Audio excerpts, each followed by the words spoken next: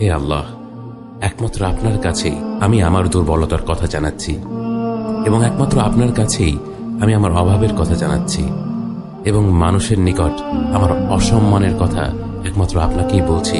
হে আরহামার রাহিমিন, আপনিই তো প্রতিটি দুর্বল ব্যক্তির রব, এবং আপনিই আমার রব। আপনি কার কাছে আমাকে ছেড়ে দিলেন? এমন অচেনা মানুষদের কাছে যারা আমার ক্ষতি করতে চায়, নাকি এমন শত্রুর কাছে যাকে আপনি আমার চেয়ে অধিক শক্তি দিয়েছেন? হে আল্লাহ, যদি আপনি আমার উপর রাগ না করে থাকেন তাহলে এর কিছুতে আমার কিছু আসে যায় না, কিন্তু আপনার আশ্রয় পেলে আমার পরিস্থিতি আরেকটু সহনীয় হবে। হে আল্লাহ, আমি আপনার চেহারার নূরের কাছে আশ্রয় চাই, যা সব অন্ধকারকে উজ্জ্বল করে দিয়েছে, যা দুনিয়া এবং আখিরাতের সব বিষয়ের সংশোধক।